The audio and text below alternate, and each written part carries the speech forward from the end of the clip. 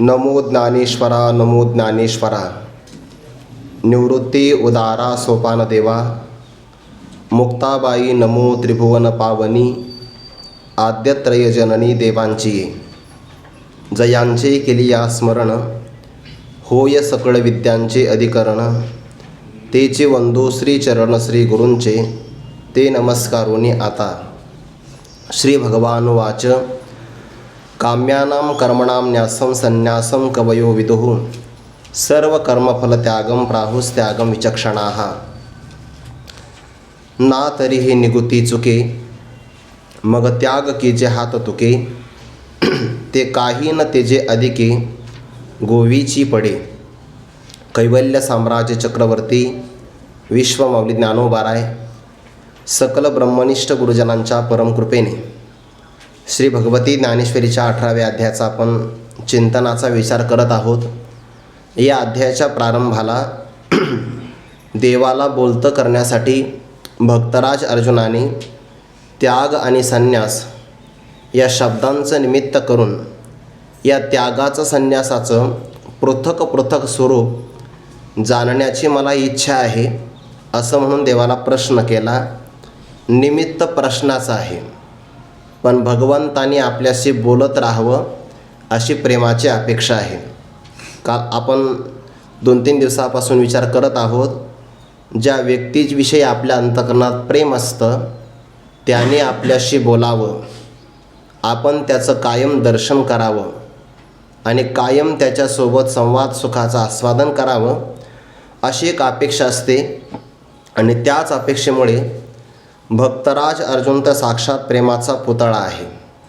आणि प्रेमाचा प्रकार हा अनुभवाला येत असल्यामुळे त्याग आणि संन्यास शब्दाचं निमित्त करून भगवंताला आपल्याशी बोलतं व्हावं याकरता त्या अपेक्षेने ते प्रश्न विचारतात. आणि मग परमात्मा उत्तर देतात की त्याग आणि संन्यास शब्दामध्ये त्याग समानच आहे.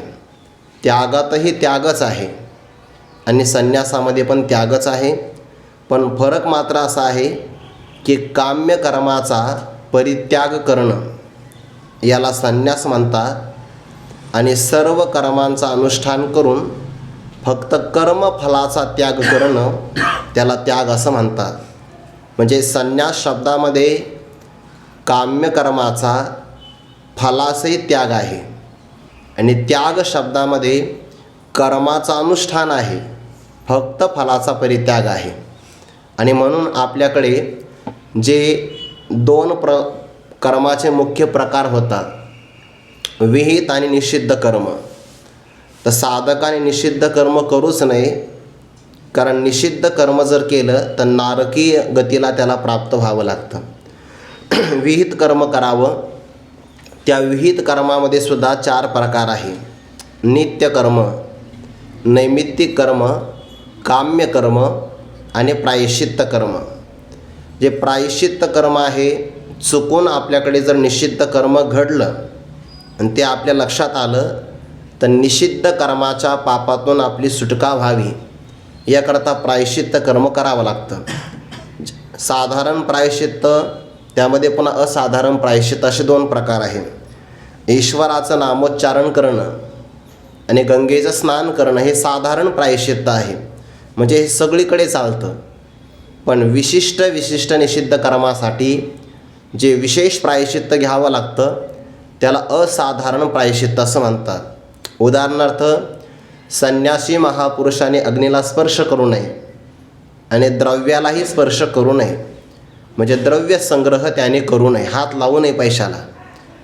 आणि एखाद्या पुरुषाकडून, संन्यासी महापुरुषाकडून जर द्रव्य ग्रहण झालं आणि त्यांच्या लक्षात आलं की आपण दक्षिणा घेतलेली आहे, तर त्यांनी प्रायश्चित्त घ्यावं, कारण संन्यासी महापुरुषाला द्रव्य स्पर्श निषिद्ध सांगितलं आहे.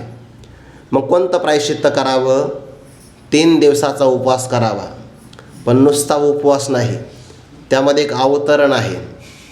द्रव्य त्यागपूर्वक 3 दिवसाचा उपवास करावा. विचारसागरात हे वाक्य आलं आहे. एखादा संन्यासी म्हणेल, नाही मी 5 दिवसाचा उपवास करतो पण दक्षिणा मात्र काही सोडणार नाही, तर हे मात्र चालणार नाही. म्हणजे निषिद्ध कर्म घडलं की त्याला प्रायश्चित्त कर्म करावं लागतं. निषिद्ध कर्म करूच नाही. चुकून निषिद्ध झालं की मग प्रायश्चित्त कर्म करावं. 3 प्रकार राहिले. काम्य कर्म साधकाने करू नये. काम्य कर्म केलं की ते आपल्याला अवश्य भावी फळ भोगण्याकरता भाग पाडतंच. काम्य कर्मामध्ये पुण्याची प्राप्ती होते, निषिद्ध कर्मामध्ये नरकाची प्राप्ती. दोन्हीही कर्म त्याने करू नये. कारण स्वर्ग आणि नरक या दोन्हीसुद्धा भगवंताकडे येण्याकरता चोर वाटा सांगितले आहे. मज येता पै सुबटा या द्विविधागा आव्हांटा, स्वर्ग नरक या वाटा चोरांची या. स्वर्गा पुण्यात्मके पापे येईजे, पापात्मके पापे नरका जाईजे. माते जेने पावेजे ते शुद्ध पुण्य. भगवत स्वरूपाला प्राप्त व्हायचं असेल तर 2 मार्ग आहे. काही चोर वाटा असतात, काही चांगले मार्ग असतात दिसायला, पण ते मात्र फसवे असतात. जसं की आपण उदाहरण पाहिलं होतं, देवगिरी नावाचा किल्ला आहे वेरूळच्या जवळ. जर आपण किल्ला पाहिला तर तसा किल्ला मात्र कुठंच नाही. किल्ल्याच्या सगळ्या सभोवती खंदक आहे. प्राचीन काळामध्ये त्यामध्ये पाणी असायचं. नुसतं पाणी नाही, मोठमोठ्या आकाराच्या मगरी असायच्या. आणि मग किल्ल्यावर जाण्यासाठी तिथं अजून एक तवा आहे बघा. अजूनही तो लोखंडाचा तवा आहे तिथं त्या किल्ल्यावर. खाली मेंढा तोप वगैरे आहे, वरती दुर्गा तोप आहे. हे म्हणजे मी काही गायडन वगैरे नाही करत, पण सांगतो आहे मुद्दा. तो तवा का ठेवला? आज आपल्याला तो तवा हालत नाही, खूप वजनदार आहे, पण त्यावर 20 तव ठेवायचे. म्हणजे चुकूनही शत्रू जर आलाच तर त्याला तो तवा बाजूला सारल्याशिवाय वरती येता येणं शक्य नाही.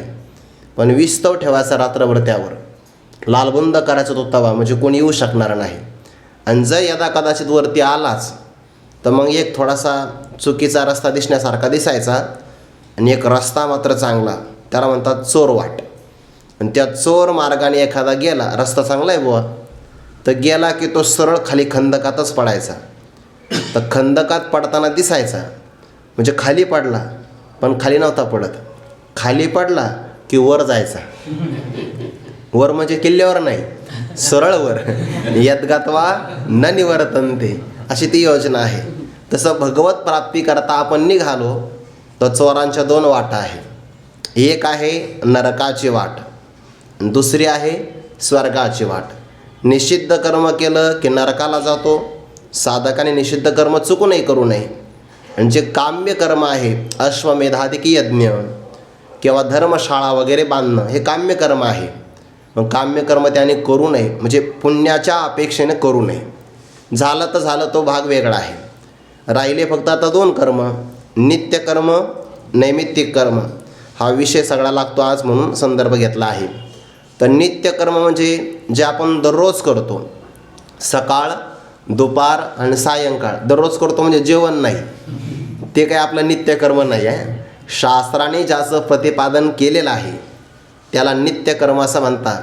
जसं की स्नान करावं, देवपूजा करावी, संध्यावंदन करावं, अतिथीचा स्वागत सत्कार करावा, हे जे शास्त्राने प्रतिपादन केलेलं कर्म आहे.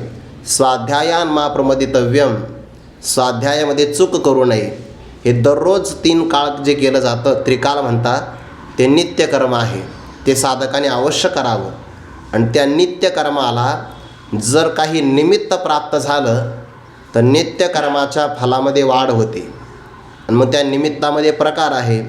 चंद्रग्रहण, सूर्यग्रहण, आईवडिलांचं पुण्यस्मरण, किंवा अतिथी आपल्या घरी आला, हे त्याला निमित्त प्राप्त झालं. तर नित्यकर्माला नैमित्तिक जर प्राप्त झाला काही प्रसंग, तर त्याला नैमित्तिक कर्म म्हटल्यामुळे त्याच्या फलामध्ये वाढ होते. निषिद्ध कर्म करायचं नाही. चुकून घडलं तर प्रायश्चित्त कर्म करायचं. काम्य कर्म अजिबात करायचं नाही. फक्त साधकाने 2 कर्म करावे. हेची नित्य नैमित्तिक अनुष्ठेय आवश्यक, पण पूर्वमीमांसक मात्र त्याला नित्य नैमित्य कर्माला वांस म्हणतात. ते केलं तर काही फळ मिळत नाही, पण न केलं तर मात्र प्रत्यय व्हायला लागतो, म्हणजे दोष लागतो. हे म्हणणं कोणाचं आहे?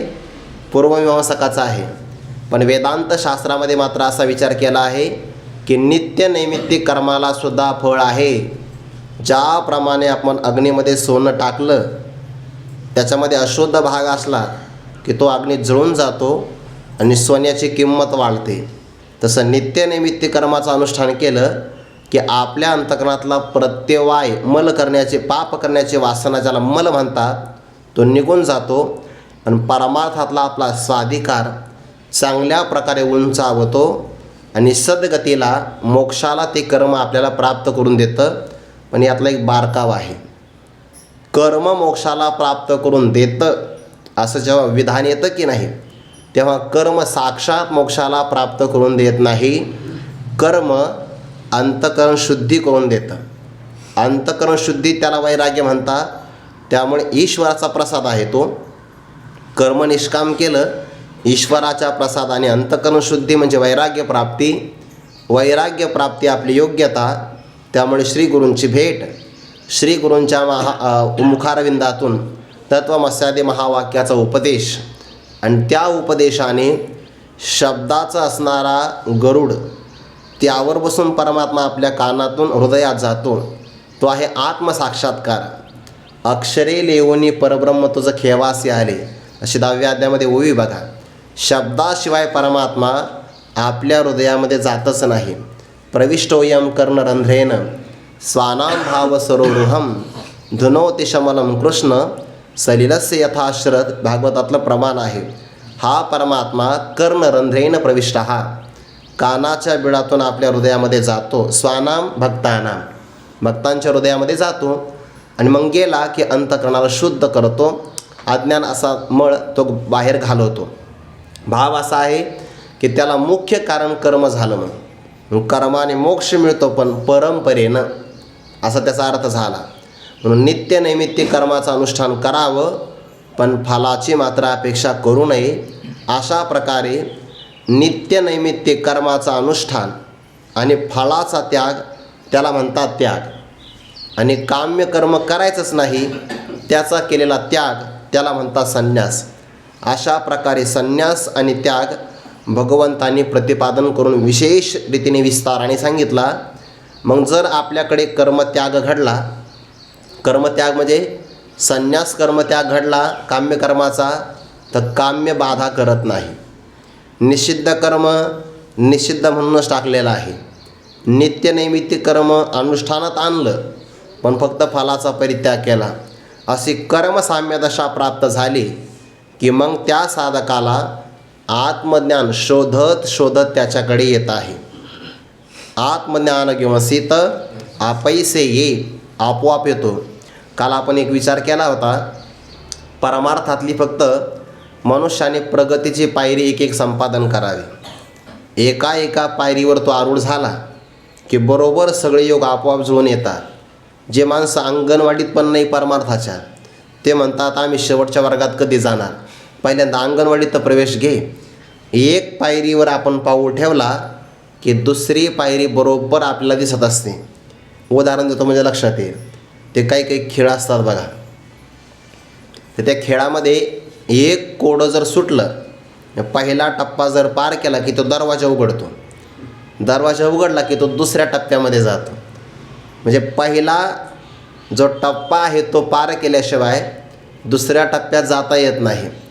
तसं निष्काम कर्म केल्याशिवाय अंतकरण शुद्धी नाही. अंतकरण शुद्धीशिवाय श्रीगुरूंची भेट नाही. त्यांनी उपदेश केल्याशिवाय गुरुतेथ ज्ञान, ज्ञानी आत्मदर्शन, दर्शने समाधानार्थी जैसे हे घडू शकत नाही. म्हणून हा टप्पे आहे सगळे. मग असा जर त्याचा कर्मत्यागाचा आणि संन्यासाचा भाव तयार झाला की आत्मज्ञान प्रदान करणारे श्री गुरु आपोआप त्याच्या भेटीला येतात. ज्ञानोबाराय म्हणतात, ऐसिया निगुती दोन्ही त्याग संन्यास अनुष्ठानी पडले गा आत्मज्ञानी बांधती पाठ. आत्मज्ञानाच्या ठिकाणी पाठ म्हणजे आपली योग्यता, ते आपली योग्यता बांधतात. आता आत्मज्ञानाची कोणती योग्यता आहे बरं? अंतकरण शुद्धी ही त्याची योग्यता आहे. 15व्या अध्यायामध्ये ओवी बघा, तैसे मोक्ष देईल ज्ञान हे तकीर नाही आन परी तेचे थारे ऐसे मन शुद्ध व्हावे. ते आत्मज्ञान थारे म्हणजे राहील असं अंतकरण शुद्ध व्हावं लागतं. किंवा विरक्ती वाचूने कही ज्ञानासी तगणेचे नाही, हे विचारून ठाई ठेविले देवे. म्हणून आत्मज्ञानाच्या ठिकाणी ते पाठ बांधतात. इथपर्यंत आपण विचार पाहिला होता. आता पुढची ओवी आहे. आता या हातवटीनं कर्म केलं. कोणत्या हातवटीनं?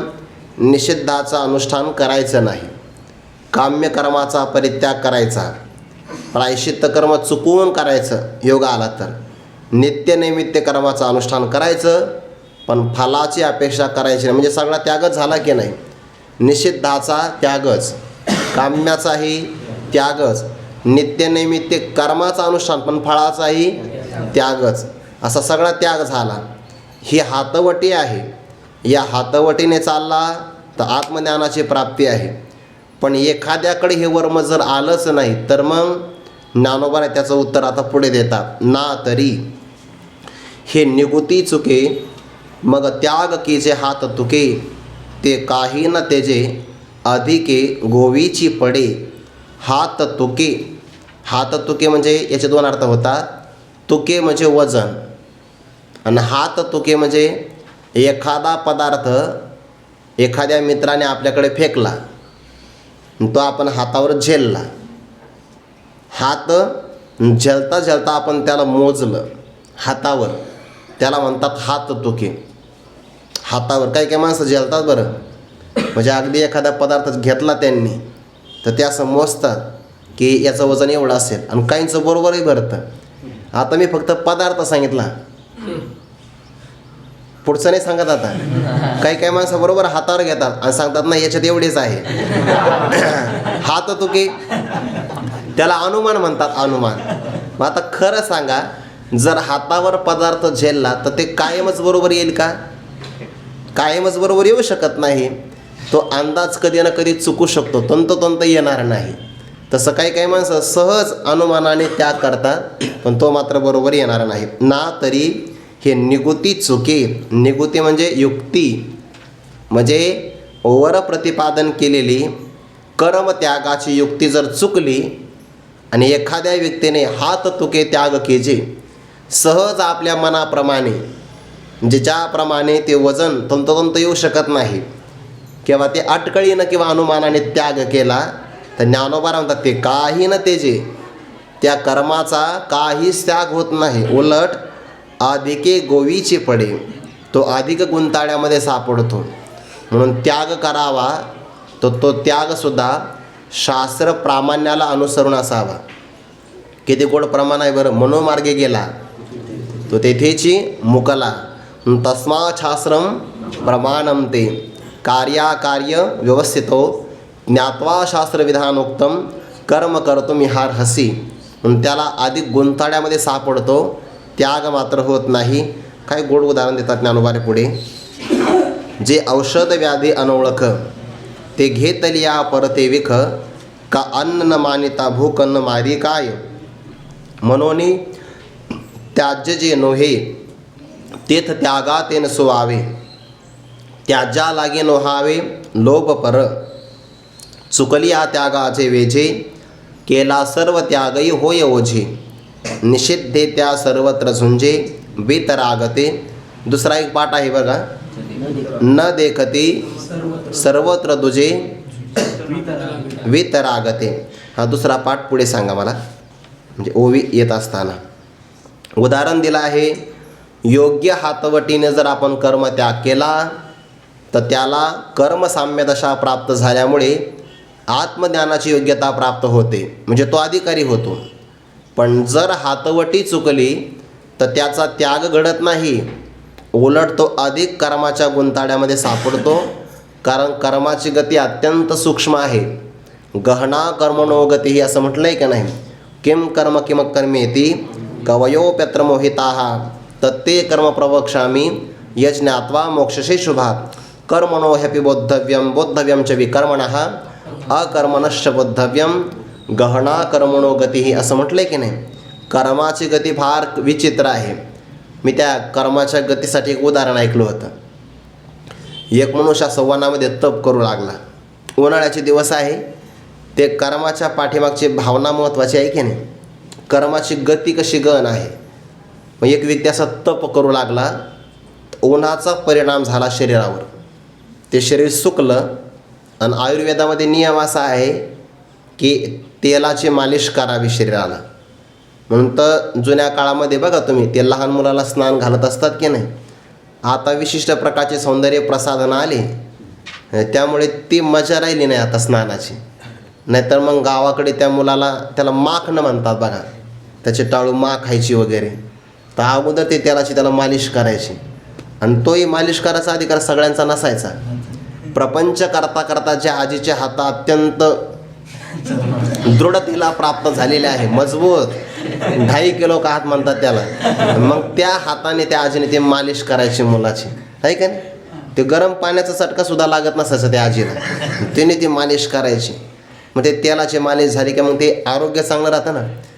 आपण बदाम खाण्यापेक्षा, ऐकून ठेवा फक्त, बदामाचं जर 50 ग्रॅम तेलही आपल्या अंगात मुरलं तर त्या तेलाचा जास्त फायदा आहे. मालिश करताना जे रोम छिद्र असतात की नाही, हे फ्री ऑफ चार्ज आहे बरं. त्या रोम छिद्रातून ते तेल शोषलं जातं आणि त्याचा त्वचेला जास्त फायदा होतो. मी सांगतो कशा करता मी हे, औषधाकरता. ते गोवीची पडे गहना कर्मणोगती यासाठी. मग तो व्यक्ती तप करू लागला, ते एका भाविकाला अशी इच्छा झाली की नाही, याच्या शरीरामध्ये कृशता आली ना, तर आपण काय करू, त्याचं तप सुरू राहू देऊ, पण त्याच्या अंगाला मालिश करू. मग त्याने चांगलं महागडं तेल आणलं, मालिश केली तपस्वी व्यक्तीच्या अंगाला. तो बिचारा उभा आहे एका अंगठ्यावर किंवा एका पायावर. आता याची भावना खूप चांगली आहे की शरीराला कोणत्याही प्रकारचा त्रास होऊ नये, भावना चांगली की नाही. पण परिणाम असा झाला की त्याच्या अंगाला मुंग्या चावू लागल्या तेलामुळे, तपात त्रास होऊ लागला. एक दुष्ट व्यक्ती चालला होता. दुष्ट म्हणजे कसा, त्याने काही विकत ऊस घेतला नव्हता, चालता चालता वारकऱ्याप्रमाणे शेतातून एक ऊस घेतला. उदाहरण, वारीला जात नाही का वा, तसं त्याने काही शेतकऱ्याच्या ऊसातून, त्या शेतातून ऊस घेतला आणि तो खाता खाता जे काही शोषण करायचा रसाचा, ऊसाची चिवटी किंवा पासट तयार असायचं, तो फेकून मारायचा. काय लोकही म्हणे विनाकारण तप करतात म्हणे, काही काम ना धाम, असं तो त्या ऊसाच्या चिवट्या फेकून मारायच्या. ऊस संपेपर्यंत तो तिथंच थांबला, सगळ्या ऊसाच्या चिवट्या अशा फेकून मारायचा. परिणाम असा झाला, ज्या मुंग्या चावत होत्या की नाही, त्या मुंग्या खाली येऊन ऊसाला चिटकल्या. आता काय झालं, ज्याने तेल लावलं होतं त्याला पाप मिळालं, आणि ज्याने फेकून त्या ऊसाच्या चिवट्या मारल्या होत्या त्याला पुण्य मिळालं. याचा अर्थ असा नाही की तुम्ही चिवट्याच मारल्या पाहिजे, असा अर्थ नाही घ्यायचा. उदाहरण फक्त एका अंगाने घ्यायचं आहे. कर्माची गती विचित्र आहे असं त्याचा अर्थ आहे. त्याची भावना वेगळी असेल, दुष्टाला दुष्ट भावनेचं फळ मिळणारच आहे, पण तात्पुरतं फक्त एका अंगाने दृष्टांत बघायचा फक्त तो, बाकी त्याचा दुसरा कोणता अर्थ घेऊ नका. तसं हे कर्म चुकीचं होऊ शकतं, पण जर त्याचे हातवटी नाही कळाले तर. उदाहरण देतात ज्ञानोबाराय, जे औषध व्याधी अनोळख, औषध घेत असताना व्याधीची पहिल्यांदा चिकित्सा करावी लागते. ज्याला औषध द्यायचं असेल त्याला जर व्याधी चांगली कळाली तरच औषधाची योजना सफल होते, नाहीतर मग ते औषध फक्त परीक्षेवारी निघून जातं, त्याचा काही उपयोग होत नाही, खरंच होत नाही. असे काही काही अनुभव विचित्र येतात. अंदाजे औषध दिलं जातं, बरं आता घ्यावंच तर लागतं. ते श्रद्धा असते बिचाऱ्या रुग्णाची, त्याला काही माहिती नसतं. पण जर चिकित्सा व्यवस्थित झाली नाही वैद्याकडून तर मग भ्रुदंड सोसावा लागतो, काही नाही. औषध व्याधी अनोळख, हां येणारच आहे मी तिथं.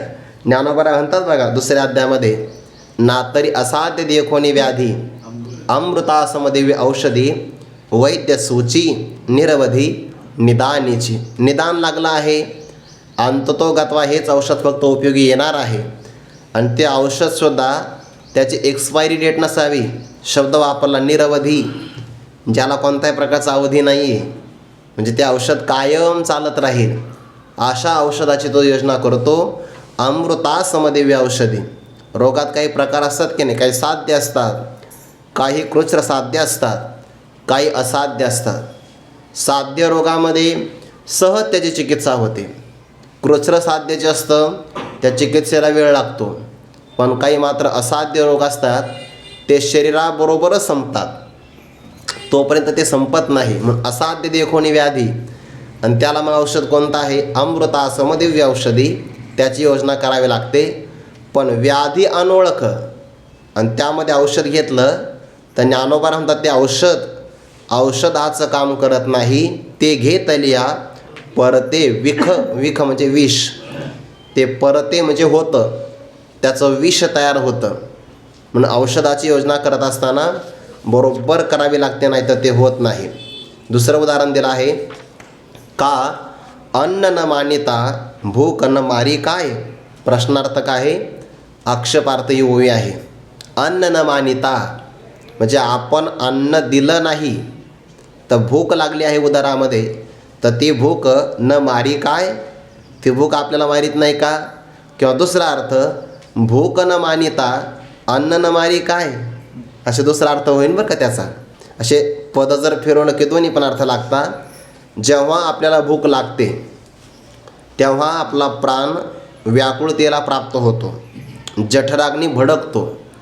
नेमका असा नियम आहे की जठराग्नी जर भडकला म्हणजे वृद्धतेला प्राप्त झाला तर त्याच वेळी अन्न सेवन करावं, तेव्हा ते अन्न पचतंही आणि जेवणाचाही आनंद मिळतो. महाभारतामध्ये असं म्हटलं आहे की जे माणसं गरीब असतात ना ते मिष्टान्न दररोज सेवन करतात. विचित्र वाटेल ना आपल्याला, गरीब आहे तर मिष्टान्न खाईल कसा, आणि मिष्टान्न खात असेल तर गरीब कसा. तर त्यांनी असं म्हटलं आहे, मिष्टान्न म्हणजे अन्नपदार्थाची रुची आणि ती गोड लागणं हे भुकेवर अवलंबून आहे. आणि गरिबाला भूक चांगली लागते, श्रीमंताला भूकच लागत नाही. उगं खायचं म्हणून खात असतात ते, पण ज्याला भूक चांगली लागते त्याला शिळ्या भाकरीसुद्धा गोडच लागतात. म्हणून त्यांनी असं म्हटलं आहे, महाभारतातला श्लोक आता लक्षात नाही, पण ते मात्र दररोज मिष्टान्न सेवन करतात. जेव्हा चांगली भूक लागते तेव्हा जर आपण अन्न दिलं तर आपला प्राण किंवा जठराग्नी संतुष्ट होतो. तुष्टी, पुष्टी, क्षुधपायून घासम हे 3 प्रकारचे आपल्याला फळ मिळतात. पण जर आपण अन्न दिलंच नाही आणि आपल्याला भूक लागली आहे म्हणजे प्राण व्याकुळ झाला तर तो प्राण आपल्या शरीरातले सप्त धातू खाऊन टाकतो, कारण त्याला गरज असते. म्हणून बघा, ज्याला चांगली भूक लागते आणि जर त्याला अन्न मिळालं नाही तर त्याला चक्कर काय येते, त्याचं कारणच हे आहे की तो प्राण सप्त धातूला खाऊन टाकतो आणि त्यामुळे त्याची शक्ती क्षीण होते. म्हणून अन्न जर दिलं तर भूक मारत नाही, पण नसेल तर भूकही आपल्याला मारल्याशिवाय राहत नाही. किंवा भूक न मानिता एखाद्या व्यक्तीला भूक लागलेलीच नाही पण मित्राने आग्रह केला, घे घे. मग काही माणसं म्हणतात मला भूक नव्हती बरं, पण याने आग्रह केल्यामुळे मी 4 चपात्या खाल्ल्या. काय अधिकार असेल, भूकही नव्हती आणि 4 चपात्याही खाल्ल्या. तर ते विनाकारण टाकलेलं जे अन्न आहे ते अन्नसुद्धा मनुष्याला मारतं. का, भूक नसताना जर अन्न घेतलं तर शरीराला ते अन्न बाहेर टाकावंच लागतं, कारण शरीर त्या अन्नाला आतमध्ये ठेवत नाही. आणि विनाकारण त्या अन्नाला जर बाहेर ढकलायचं असेल तर त्या शरीराला किंवा आतड्याला त्रास होतात. या अर्थीसुद्धा ते अन्न मारतं. म्हणून अन्न किती खावं, जेवढं आपल्याला आवश्यक असेल तेवढंच. अत्यधिक प्रमाणामध्ये जिभेच्या आहारी गेला तर अन्न मारणारच आहे. म्हणून तर पाठीमागे म्हटले बघा, कारण जे जीविता ते वानिले जरी सेविता तरी अन्नची पंडसुता होय विष, या अर्थाने. का अन्न न मारिता भूक न मारी काही. कशा करता सांगितलं हे, जर हातवटी चुकली तर योग्य असणारं फळ मिळत नाही. औषध चांगलं आहे पण हातवटी चुकली की औषधाचं विष होतं. अन्न चांगलंच आहे पण भूक न लागता जर खाल्लं, किंवा भूक चांगलीच आहे पण अन्न न देता जर ती लागली तर ती मारणारी ठरते, तारत नाही. म्हणून त्याज्य जे नोहे तेथ त्यागा ते नसवावे, त्याज्या लागी नोहावे लोभ पर. म्हणून या कारणाने जे त्याज्य नोहे, जे त्यागण्याकरता योग्य नाही. कोण योग्य नाही बरं, नित्य आणि नैमित्तिक कर्म हे त्यागण्यासाठी योग्य नाही, म्हणजे ते स्वीकार्य आहे. त्याज्य जे नोहे तेथ त्यागा ते नसवावे, त्या ठिकाणी त्यागाचे हातवटे घालू नये. म्हणजे जे अनुष्ठेय आहे त्याचा त्याग करू नये आणि ज्याचा त्याग करायचा आहे त्याचं अनुष्ठान करू नये. त्याज्या लागी न व्हावे. त्याज्य कोण आहे? काम्यकर्म. मग काम्यकर्माचं आपलं फळ मिळणार आहे, कीर्ती होणार आहे जगामध्ये, हे त्याज्य सांगितलं शास्त्राने. त्याच्या बाबतीमध्ये लोभपर न व्हावे. लोभ मनात नसावा. म्हणजे काम्यकर्म त्याज्य आहे ना, तर त्यावर प्रेम करू नका, ते टाकाच. आणि नित्यकर्म नैमित्तिकर्म हे त्याज्य नाही आहे, अनुष्ठेय आहे, म्हणून त्याचा त्याग करू नका. त्याज्य जे नोहे ते तर त्यागाते नसवावे. त्याज्या लागे नोहावे लोभपर. म्हणजे भाग असा आहे, अत्यागाचा त्याग करू नये आणि त्याज्याचा स्वीकार करू नये, लोभ धारण करू नये. हे हातवटी आहे. आणि जर चुकली तर ज्ञानोबा म्हणतात मग अवघड होईल. चुकली या त्यागाचे वेझे, केला सर्व त्यागही होय ओझे. निषिद्धे त्या सर्वत्र झुंजे, वितरागते. दुसरा पाठ काय आहे? न देखते सर्वत्र दुजे, वितरागते. दोन्ही पण पाठ लागतात. चुकली या त्यागाचे वेझे. वेझे म्हणजे सूक्ष्म मार्ग किंवा त्याला युक्ती म्हणतात किंवा छिद्र म्हणतात. हे जे उदाहरण आहे ना, ते मोत्यासाठी दिलेलं आहे. जर स्वाती नक्षत्रातला मोती मिळाला आपल्याला तर तो अतिशय पाणीदार असतो. बघा, पाणीदार मोती असतो, पाण्याप्रमाणे दिसतो तो. पण तो मोती परिधान करायचा असेल तर त्याला छिद्र पाडावं लागतं. आणि जेवढे रत्न असतात ना ते मजबूत असतात. तुकोबांचं प्रमाण, हिरा ठेविता ऐरणी, वाचे मारिता जो घनी, तोची मोल पावे खरा, करणीचा होये चोरा. जो खरा हिरा असतो तो मजबूत असतो, ऐरणीवर ठेवायचा, सोनाराच्या नाही, लोहाराच्या. म्हणून पुढे घन शब्द आला ना, हिरा ऐरणी ठेविता वरी, घनी मारिता जो वाचे, तोची मोल पावे खरा. आणि करणीचा जर सदा नकली असेल तर चोरा होय, त्याचा भोगा होऊन जातो. पण मग आता तो हिरा असेल किंवा मोती असेल किंवा अन्य कोणतं रत्न असेल, काही रत्न हे अंगठीमध्ये जडवले तर ते धारण करता येतात. आणि काही मात्र रत्न आहे त्याला छिद्र पाडून ते गळ्यामध्ये ओवावे लागतात. पण चुकल्या त्यागाचे वेझे. वेझे म्हणजे मोत्याला छिद्र पाडण्याचा प्रयोग. आणि जर तो चुकला तर काय होतं, त्याच्यामध्ये सोन्याचा धागा ओवता येत नाही, होऊ शकत नाही आपण. तसं त्यागाचं असणारं जे काही वर्म आहे, छिद्र म्हणतात त्याला, किंवा सूक्ष्म मार्ग आहे, ते जर चुकलं तर केलेला सर्व त्यागसुद्धा ओझ्याप्रमाणे होतो. आणि असं जर झालं तर मग काय होईल? निषिद्धे त्या सर्वत्र झुंजे, वितरागते. अर्धी ओवी आहे की जर वर्म चुकलं तर सर्व त्याग जरी केला त्याने, म्हणजे सर्व त्याग म्हणजे तो म्हणत असेल नाही नाही मी नित्यनैमित्तिक कर्माचा त्याग केलेला आहे, पण काम्याचा पुढं केला, म्हणजे त्याला त्या कर्माचं सुद्धा ओझं होणार आहे. म्हणून जे त्याज्य आहे त्याच्यावर प्रेम करू नये, जे अनुष्ठेय आहे त्याच्या बाबतीमध्ये उदास राहू नये, हा अर्थ आहे त्याचा. म्हणून चुकल्या त्यागाचे वेझे, केलेला सर्व त्यागसुद्धा ओझ्याप्रमाणे, भाराप्रमाणे होतो. हा झाला अर्ध्या ओळीचा एक अर्थ. परंतु जे वितराग आहे, आता वितराग म्हणजे कोण? ज्यांच्या मनामध्ये काम्यकर्माचं आपल्याला फळ मिळावं, त्या फळावर ज्यांचं प्रेम आहे त्याला म्हणतात रागी. आणि त्या रागाचं, प्रेमाचा भाव निघून गेला ज्याच्या मनातून त्याला म्हणतात वितराग. म्हणजे वैराग्य संपन्न पुरुष आहे तोच तर स्वर्गाचा परित्याग करू शकतो. असा जो वितराग आहे ते सर्वत्र, सर्व ठिकाणी निषिद्धे झुंजे, जे निषिद्ध कर्म आहे त्याच्याबरोबर ते युद्ध करतात. म्हणजे काय? निषिद्ध कर्माला आपल्याजवळ येऊच देत नाही, निषिद्धाला आपण येऊ देत नाही, काम्यकर्माला सुद्धा आपल्याजवळ येऊ देत नाही. हा झाला एक पाठाचा अर्थ. आणि दुसरा काय आहे? न देखती सर्वत्र दुजे, वितरागते. जे वैराग्य संपन्न पुरुष असतात की नाही ते सर्वत्र दुजे, दुजे म्हणजे द्वैत, न देखती, द्वैत पाहत नाही, किंवा जे दुसरं आहे याचा जर आपण अलीकडचा अर्थ केला, दुजे म्हणजेच काय, नित्य नैमित्तिक कर्म वाचून दुसरं कोणतंही कर्म पाहत नाही.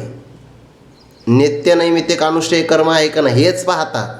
काम्यही पाहत नाही, निषिद्धही पाहत नाही किंवा प्रायश्चित्त करण्याचाही प्रसंग त्यांना येत नाही. ते वीतराग आहेत, वैराग्य संपन्न, बाकीचं घेणं देणं नाही त्यांना. सर्व ठिकाणी म्हणजे कर्मशास्त्राच्या बाबतीमध्ये दुसरं कर्म पाहतच नाही, फक्त अनुष्ठेय नित्य नैमित्तिक तेवढंच करतात. किंवा वरचा जर अर्थ घेतला तर जे वैराग्य संपन्न महात्म्य आहे ते द्वैताला पाहत नाही, अद्वैत स्वरूपालाच पाहतात, असा दुसरा पाठ घेतला तर अर्थ लागतो. कर्माच्या बाबतीमध्ये आणखीन काही नियम सांगतात. आता हा सगळा जो विचार सुरू आहे की नाही, हा कर्माधिकारी पुरुषाकरता प्रारंभ झाला आहे. संन्यासी महापुरुषाचा विचार इथं नाही बरं, तो पुढे येणार आहे. न तो संन्यासीनाम क्वचित, ज्याने सम्यक प्रकारे संन्यास घेतलेला आहे त्याच्याकरता हा विचार नाही सुरू. जो ज्ञानाचा अधिकारी झालेला नाही अजून, पण कर्माचा मात्र अधिकारी आहे, त्याने कसं जीवन जगावं किंवा कर्माचं अनुष्ठान कसं करावं त्या संबंधाने हा विचार चालू आहे. मग कर्माच्या बाबतीमध्ये आणखीन काही शास्त्रकार काय म्हणतात तो विचार पुढच्या श्लोकामध्ये सांगतात आणि मग त्यानंतर भगवान आपला निर्णय देणार आहेत. त्याज्यम दोषवदिते के कर्म प्राहुर्मनीषिणः यज्ञदान तपकर्म न त्याज्यमिति चापरे. दोन प्रकार घेतले. मनीषिणः दोषवत त्याज्यम, दोषवत कर्म त्याज्यम इति एके प्राहुः च अपरे यज्ञदान तपकर्म न त्याज्यम इति प्राहुः. असं म्हणतात मनीषिणः. मनीषिणः म्हणजे सांख्यादी शास्त्रकारांचं मतावलंबन करणारे जे पंडितजन आहे, म्हणजे ते सांख्यशास्त्राला मानतात, ते असं म्हणतात की ज्याप्रमाणे एखादा दोष असतो की नाही, उदाहरण दिलं आहे बघा, दोषवत म्हणजे दोषाप्रमाणे. जर आपल्या जीवनामध्ये राग आणि द्वेष असेल तर ते दोष आहे. विषयाचं प्रेम त्याला म्हणतात राग आणि मनात असणारा क्रोध त्याला म्हणतात द्वेष.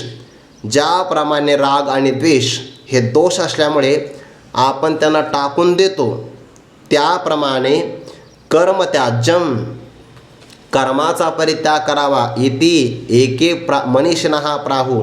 असे काही मनीषिणः विद्वान पुरुष असं म्हणतात. म्हणजे काय करावा, कर्माचा परित्यागच करावा. कोणतं कर्म, निषिद्धही टाकावं, काम्यही टाकावं, प्रायश्चित्तही टाकावं. एवढंच नाही, नित्य नैमित्तिक कर्मसुद्धा टाकावं. त्यांना आपण लावून नित्य नैमित्तिक कर्माचं अनुष्ठान करा, फक्त फळाचा परित्याग करा. ते नाही, फळाचाही परित्याग आणि कर्माचाही परित्याग करायचाच आहे. का, दोषवत. मग कर्माचा कोणता दोष माहिती आहे का, बंध हेतुत्वात. कर्माचा एक दोष आहे, कर्म तुम्ही जाणून करा की अजाणून करा ते बंधन देतच. म्हणून दोषवत बंधनाला कारण आहे ना, परित्याग करावा. अपरे काही जण म्हणतात नाही तसं नाही करू. यज्ञदान तप कर्म म्हणून 17व्या अध्यायाचा संबंध फार जवळचा आहे बरं. 18व्या अध्यायाला मागे 3 प्रकारचा यज्ञ आला, 3 प्रकारचं दान आलं, कायिक वाचिक मानसिक हे 3, आणि त्यामध्ये पुन्हा सात्विक राजस तामस असे 9 प्रकार आले आहेत. तर यज्ञ दान तप यांचे 9 प्रकार जे प्रामुख्याने 3 प्रकार होतात यज्ञ आणि दानाचे, पण तपाचे मात्र 9 प्रकार होतात एकूण. त्यापैकी 6चा परित्याग करावा आणि 3चा स्वीकार करावा. सात्विक ते कायिक, सात्विक वाचिक, सात्विक मानसिक हे तप आहे. तर यज्ञ दान तप कर्म न त्याज्यम यांचा मात्र त्याग करू नये, अपरे आहू असं मात्र काही जण म्हणतात. यावर ज्ञानोबा स्पष्टीकरण करतात. एका फळ त्याग न ठाके ते कर्मा ते म्हणते बंधके, जैसे आपण नग्न भांडके जगाते म्हणे. आपल्याला एखाद्या व्यक्तीच्या मताचा जरी उच्चार करायचा असेल ना, तर मनुष्याने कसं बोलावं हे आपल्याला देवाकडून आणि संताकडून शिकता येतं. आता इतर शास्त्रकारांनी व्याख्यान करत असताना ते मनीषिणः कोण आहे, अपरे शब्दाने कोण आहेत यांचा उल्लेख केला आहे, पण ज्ञानोबाने मात्र त्यांचा उल्लेख नाही केला. बघा पाठीमागे सुद्धा मनोनी मनो पाहती एक वांचतयाते असं म्हणलं की नाही, एक शब्दाचा वापर केला. कोणीतरी एक असं म्हणतात, पण त्याच्या नावाचा उल्लेख नाही केला. किंवा इथे सुद्धा ज्ञानोबा म्हणतात एका म्हणजे काही जणांना, त्यांच्या नावाचा उल्लेख नाही करायचा. म्हणून आपण सापडलो नाही पाहिजे कायद्याच्या तावडीत, असंच टीका करावी. काही जण म्हणतात व असं म्हणावं, म्हणजे कोण म्हणतं ते तुम्ही शोधा, ते आपल्याकडे येत नाही असा त्याचा अर्थ झाला. नावाचा उल्लेख करणं टाळलं पाहिजे.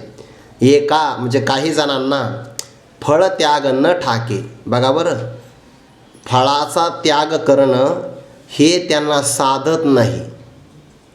म्हणजे कर्म करायचं आणि कर्म झालं की मग फळाचा परित्याग करायचा, इतकं सामर्थ्य त्यांचं नसतं.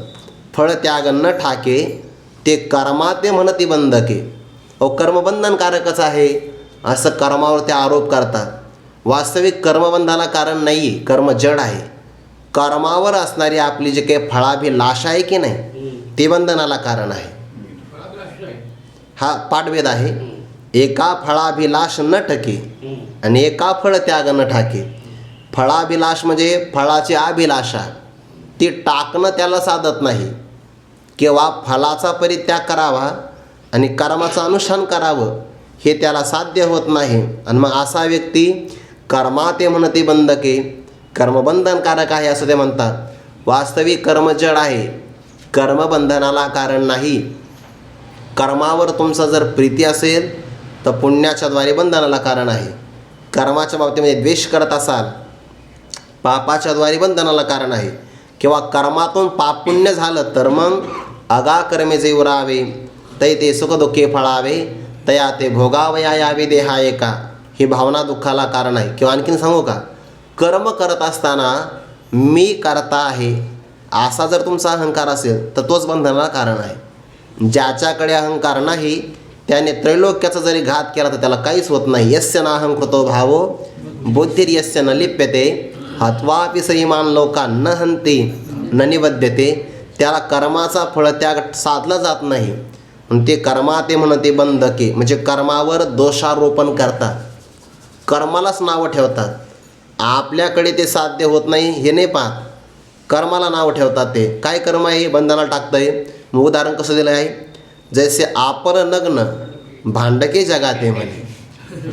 कपडे परिधान करण्याची अक्कल आपल्याला नाही आहे, म्हणजे आपण नग्न असा विरहित निघाला दिगंबर अवस्थेमध्ये. गावातल्या लोकांनी मूर्खा कळतं का तुला, मला मूर्ख म्हणतो, जगासोबत भांडणं करतो आहे. आपण नग्न भांडके जगाते म्हणे. म्हणजे जग ना विचित्र आहे, विनाकारण माझ्याशी भांडण करत आहे, विनाकारण. बघा बरं मी किती सज्जन आहे, संग्रत नाही माझ्याकडे कोणता, कपड्याचा सुद्धा नाही आहे. आपण नग्न भांडके जगाते म्हणे. स्वतः कपडे घालत नाही आणि जगाला मात्र भांडके म्हणतो आहे. म्हणजे कल करणारा जगत आहे असं म्हणतो, भांडखोर म्हणतो. दुसरं उदाहरण देता का, जेव्हा लंपट रोगिया अन्ये दुषी धनंजया, अंगान रुसे कोडिया माशिया कोपे, तैसे फळ काम दुर्बळ म्हणती कर्माची केडाळ, मग निर्णय देते केवळ त्याच्या व्यायसा. इथपर्यंत ओव्याचा संबंध आहे. पुढे एक म्हणती यागाधिक हा दुसरा प्रकार आहे. जिव्हा लंपट रोगिया अन्ये दुषी धनंजया. जिव्हा लंपट, भागवतामध्ये असं म्हटलं आहे, जितम सर्वम जिते रसे. जोपर्यंत मनुष्य आपल्या रसनेंद्रियाला जिंकत नाही तोपर्यंत त्याने मी सगळ्या जगाला जिंकला आहे असं म्हणू नये. ज्याने आपल्या रसनेंद्रियाला आवरलं आहे दोन बाबतीत, बोलण्याच्याही बाबतीत आणि खाण्याच्याही बाबतीत. जितम सर्वम जिते रसे, रसनेंद्रियाला जिंकलं की त्याने सगळ्याला जिंकून घेतल्यासारखं आहे. पण जिव्हा लंपट आहे म्हणजे जिवेच्या आधीन गेलेला आहे आणि त्यात पुन्हा तो रोगी आहे. आता रोगी जर असेल आणि जिवेच्या अधीन असेल तर जीभ त्याला खाण्यास प्रवृत्त करते, पण रोग मात्र अन्नग्रहण नाही करू देत. ज्या व्यक्तीला ताप येतो की नाही त्याला सगळे पदार्थ कडवट लागतात. का? पित्तच त्याचा दूषित झालेला आहे. आणि जोपर्यंत ते दूषित वमनाच्या द्वारे बाहेर येत नाही तोपर्यंत त्याला अन्न पचत नाही.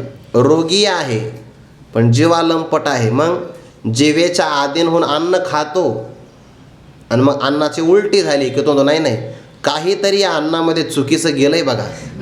अन्ने दुषी धनंजया, तो अन्नात दोष काढतो, आपला दोष नाही काढत. स्वतः जीवा लंपट आहे ते नाही कळत त्याला, पण मात्र अन्नावर दोष काढतो आहे. तिसरं उदाहरण देतात, अंगान रुसे कोडिया मासिया कोपे. माशा असतात की नाही, त्या रक्तावर किंवा एखाद्या क्षती दुःख झाला, आपल्या घात झाला, जखमेवर येऊन बसतात. आणि एक कुष्ठरोगी आहे, त्याला म्हणतात कोडिया. त्या अंगाला कुष्ठरोग झाल्यामुळे त्यातून रक्त पाझरतं, पू बाहेर पडतो आहे. अशा प्रसंगाला माशा त्याच्यावर बसतात. तर तो आपल्या अंगावर नाही रुसे, माशांना मारण्याकरता प्रवृत्त होतो. अंगान रुसे कोडिया माशिया कोपे, तैसे फळ काम दुर्बळ. तसं फळाचा परित्याग करावा. फलकाम म्हणजे फलेच्छू ज्याला म्हणतात. फळाची अपेक्षा मनामध्ये आहे आणि ती टाकू शकत नाही म्हणून दुर्बळ आहे. म्हणती कर्मची किडाळ, कर्मालाच वाईट असं म्हणता, हीन म्हणता. मग निर्णय देते केवळ त्याच्या व्यायसा. म्हणती कर्मची किडाळ, मग निर्णय देते केवळ त्याच्या व्यायसा. निर्णय काय देतात मग? कर्माचा परित्याग करावा असं म्हणतात. हा अर्थ झाला मनीषीना. हा निर्णय देते केवळ त्याच्या व्यायसा. फळाची कामना नाही सोडू शकत, दुर्बल आहे. पण कर्माच्या बाबतीमध्ये दोष देतात. पण काही मात्र पुढचे आहेत. एक म्हणती यागाधिक, करावेची आवश्यक, जे या वाचून शोधक आन नसे. काही जण म्हणतात यागाधिक, याग ज्याच्यामध्ये आधी आहे, याग म्हणजे यज्ञ, पुढे आहे दान, नंतर आहे तप. करावेचे आवश्यक, ते आवश्यक करावेच, चकार शब्द वापरला, ते मात्र सोडू नये बरं, ते केलेच पाहिजे. का बरं? जे नामकारण या वाचून शोधक आन नसे. शोधक म्हणजे शुद्ध करणारं. मग कशाला शुद्ध करणारं? आपल्या मनाला शुद्ध करणारं. या वाचुनी म्हणजे कोणत्या? यज्ञ दान तप कर्म या वाचून आपल्या मनाला शुद्ध करणारं साधन आन नसे. दुसरं कोणतंही साधन नाही. परमार्थामध्ये प्रगती का होत नाही? त्याचं कारण मन अशुद्ध आहे. आणि मन जोपर्यंत शुद्ध होत नाही, तुकोबाराचं प्रमाण किती गोड आहे. नाही निर्मळ जीवन काय करील साबण, आहे का नाही? पाणी शुद्ध नाही तर साबण तरी काय करणार आहे. तसं मन शुद्ध नाही, असंच आहे का नाही? पुढे काय दुसरं प्रमाण फार पुढे, तैसे चित्त शुद्ध नाही तेथ बोध करील काय. बोध तरी काय करणार आहे? चित्त शुद्ध नाही म्हणजे या वाचून शोधक आन नसे. रूपक करतात पुढे आता. मनशुद्धीच्या मार्गी जै विजयी भावे वेगी, तै कर्म सबळा लागे आळसो न कीजे. एखादा व्यक्ती मनशुद्धीच्या मार्गावर प्रवास करतो आहे आणि या मनशुद्धीच्या मार्गावर आपलं मन शुद्ध करून त्याला विजयी व्हावे वेगी, अत्यंत लवकरात लवकर जर त्याला विजयी व्हायचं असेल, म्हणजे आपलं मन लवकरात लवकर शुद्ध करायचं असेल, तर तै म्हणजे तेव्हा कर्म सबळा लागे आळसो न कीजे. सबळ शब्दाचा अर्थ त्याला काही भागामध्ये सब्बल म्हणतात बघा. हे सब्बल म्हणजे काय? पहार. एखादा व्यक्ती प्रवास करत असेल तर त्याच्याकडे शस्त्र अवश्य असावं. एकतर काठी असावी किंवा पहार असावी, तलवार असावी. शीख धर्मीयामध्ये बघा एक शस्त्र बाळगण्याची परवानगी त्यांच्या धर्मामध्येच आहे. आपल्या सगळ्या देवता, त्या सगळ्या देवतांकडे शस्त्र आहे. आपण शिकत नाही. कुठून आपल्या मनामध्ये अहिंसेचं वारं आलं काय माहिती. पण मात्र स्वरक्षणाकरता, आत्मरक्षणासाठी शस्त्र शिकलंच पाहिजे. शिकलं पाहिजे की नाही? म्हणून जर प्रवास करत असेल तर शस्त्र असावं. नारळाने काही होत नाही, ते काय शस्त्र आहे का? हां, ते फेकून मारलं आणि हुकलं मग काय करता? शस्त्र असावं की नाही? त्याने काही होणार नाही. कर्म सबळा लागे आळसो न कीजे. कर्म नावाचं शस्त्र आहे आणि मनशुद्धीच्या मार्गावर त्याला विजयी वेगाने व्हायचा असेल तर निष्काम कर्माच्या बाबतीमध्ये हे शस्त्र आहे, ते धारण करण्याच्या विषयी आळस करू नये. बघा बरं, म्हणजे कर्म करण्यात सुद्धा आळस करू नये. कर्म करावंच. ज्ञानोबा म्हणतात, अहो कर्म करणं कठीण आहे, त्रास मानू नये. भांगार अति शोधावे तरी आगी जीवी न बघावे. कादरपणा लागे साचावे अधिक रज. नाना वस्त्रे चोख व्हावी, ऐसे आथे जरी जीवी. तरी सौंदनी न मानावी मलिन ऐसी. तैसी कर्मे क्लेशकारे, मनोनी न न्यावी अव्हेरे. का अन्न लाभे अरुवारे, रांदिती येऊने. इथपर्यंत शब्द आहे सगळा हा. भांगार आथी शोधावे. एक भंगार आहे आणि एक भांगार आहे. मातीत पडल्यानंतर ज्याला गंज लागतो किंवा ज्याचं विघटन होऊ शकतं त्याला म्हणतात भंगार, ते आहे लोखंड. आणि मातीत पडलं किती पण कालावधीपर्यंत तर थोडासुद्धा दोष येत नाही, त्याला म्हणतात भांगार, ते आहे सोनं. भंगार आणि भांगार. आणि मग शोधावे, सोनं आपल्याला शुद्ध करायचं असेल तरी आगी जीवे नुबगावे. नुबगणे म्हणजे न कंटाळणे, उबगणे म्हणजे कंटाळ, नुबगावे म्हणजे कंटाळू नये. कारण अग्नीमध्ये टाकल्याशिवाय सोनं चांगलं शुद्ध होत नाही. सोनं शुद्ध करायचं असेल तर मनुष्याने अग्नीला कंटाळू नये. तसं मन शुद्ध करायचं असेल तर कर्माचा कंटाळा करू नये. का अथवा दर्पणा लागे साचावे अधिक रज. दर्पण म्हणजे जुन्या काळामध्ये आरसा धातूचा असायचा, काचेचा नाही. आता आलाय काचेचा आरसा, पण जुन्या काळामध्ये धातूचा आरसा असायचा. आणि मग तो धातू राखेनं किंवा वस्त्रगाळ केलेली माती, त्याला रजकण असं म्हणतात, त्याने तो अगोदर घासून स्वच्छ करायचा. आजही आपण भांडे जर राखेनं घासले की ते स्वच्छ काय होतात, चकाकतात बघा. त्यामध्ये आपलं प्रतिबिंब पण आपल्याला दिसतं. मग असा जर धातूचा दर्पण आरसा असेल तर त्यासाठी अधिक रज साचावे. साचावे म्हणजे काय करावे, संग्रह करावा. अधिक प्रमाणामध्ये ते मातीचे रजकण गोळा करावे. तर त्या मातीच्या कणाला कंटाळू नये. का, ते आरसा स्वच्छ करणार आहे. अग्नीला कंटाळू नये. का, ते सोनं शुद्ध करणार आहे. तसं कर्माचा कंटाळा करू नये, पाठाचा कंटाळा करू नये. कर्म आहे ते आपलं, का ते आपल्याला शुद्ध करणार आहे. नाना वस्त्र चोख व्हावी, ऐसे आथी जरी जीवी, तरी सौंदनी न मानावी मलिन ऐसी. नाना म्हणजे अथवा किंवा नाना वस्त्रे, नाना प्रकारची वस्त्र घ्या, दोन्ही अर्थ लागतो.